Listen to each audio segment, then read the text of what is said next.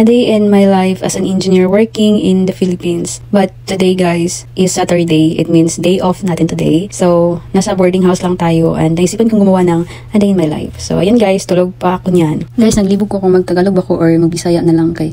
Lisod kayo magtagalog guys. So mo to guys, magbisaya na lang sa ako karon ha. Pero comment down below guys kung sa'yo gusto ninyo kung Tagalog ba or Bisaya. Char! So mo to guys, sa kanabit ang weekend guys no kay daghan kay ko gusto buhaton, mag-exercise, magbasa og book, maghimo og content, nya mag-work pa ko guys kay daghan pa ko mga i-work bisan weekend. Daghan kay guys.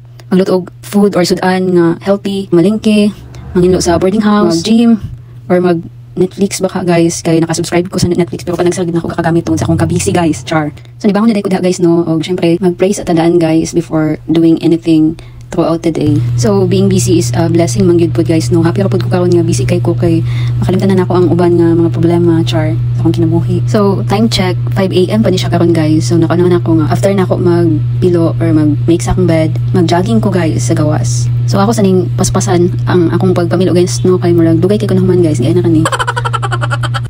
So after the ay na ako og pamilo guys kay nag-journal sa dayon ko. Kabalo ba mo guys nga pag mag-journal ka or journaling guys has a lot of amazing benefits especially for your mental and emotional well-being. Share ko lang man guys nga kanang makatabang gini siya guys para sa atong mental health. So kung daghan dito kayo mo ginahon na guys, especially sa gabi ga-overthink mo, syempre mag-pray jud ta guys no, mo gini number 1 atong buhaton. Then after that guys, pwede ra gyud kaayo mo mag-journal guys. So mo yung mga some of the benefits guys of journaling. First is clearing your mind. It will clear your mind guys. Writing down your thoughts helps declutter your mind, making it easier to focus on the present moment. Number 2 guys is makareduce siya og stress and anxiety.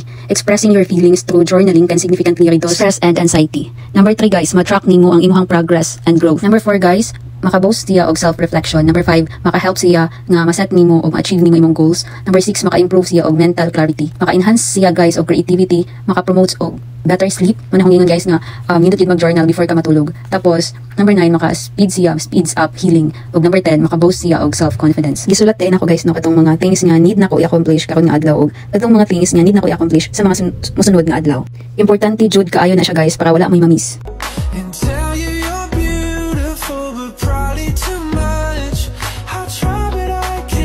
So guys, kay March naman karon no, so ato nang tanggalan ang February sa calendar. Karong 2025. Dali ra kayo gid ang mga adlaw guys no. So guys, nag-toothbrush nako kay after ani guys, mag-jogging nako guys. Ang lamang sa diapod ko daan guys. So sige ko lantaw sa camera kay kasi mahulog gitong tong ramang gud nako guys.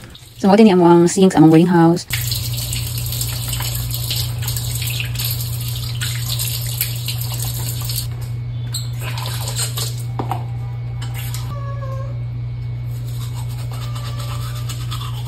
Balik sa akong guys kay para magilis kay mag-jogging na ta. So nanata diri guys, mag-jogging na kita. Daghan joy ga-jog diri usually. Taon lang kay medyo 6 na ko nakagawas ay 7 ata. So medyo init na siya guys pero go lang gyapon ta no. I need that og sunlight sometimes. Healthy pa man pud nga sunlight kay sayo pa man. So makakapot ani og vitamin D guys.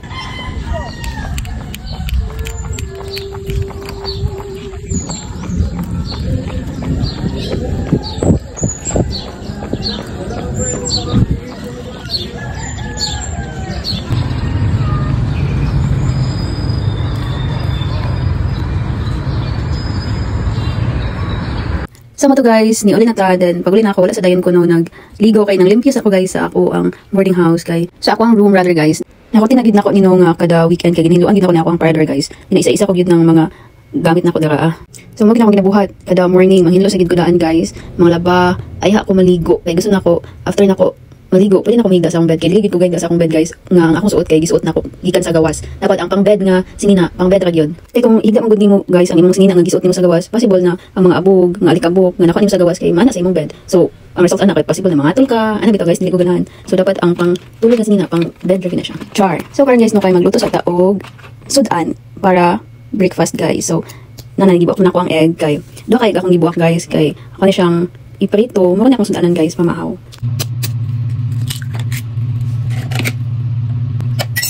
I-mix na nato na guys. Syempre buto na to og asin guys para nailasa.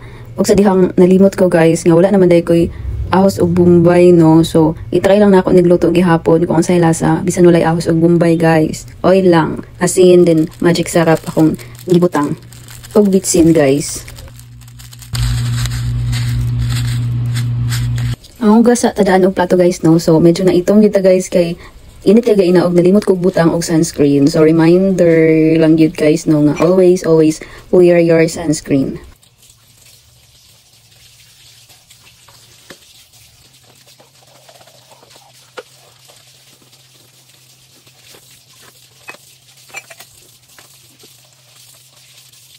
So guys, kini di akong lutuan. Mapalit ni siya sa Shopee around 400 to 500 pesos only guys. Mao ni atong oil guys. So gamay na lang nabilin pero laban gihapon na.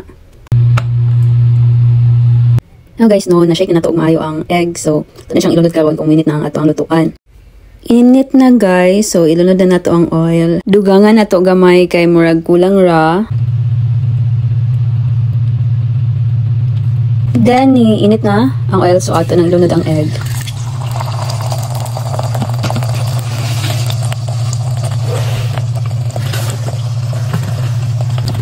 Increase na to gamay ang kainit guys.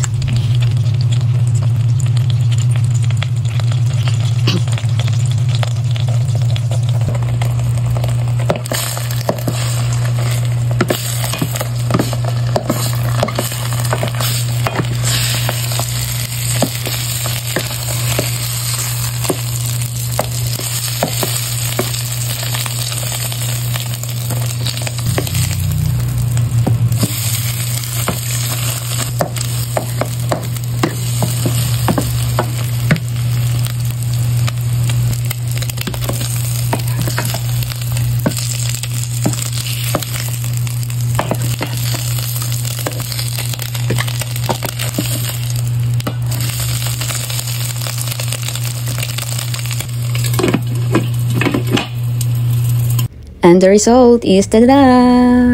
Ayan guys. And sobrang sarap talaga. So hinati ko siya kasi yung kalahati pang lunch. Pero wala jud nakabalos guys no ang egg. Nawakot gid siya tanan og nakadugang pagyud og ketchup. So this is me eating guys. So lantawan na lang ninyo ang reaction. Char!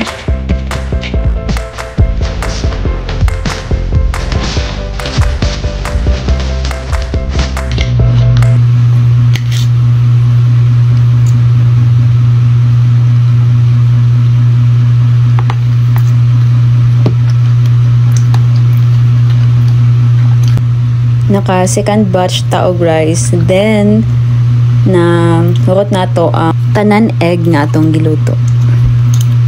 Then saging dayon guys, so yummy good atong breakfast today. So that's all guys, see you in my next video. Thank you for watching, bye.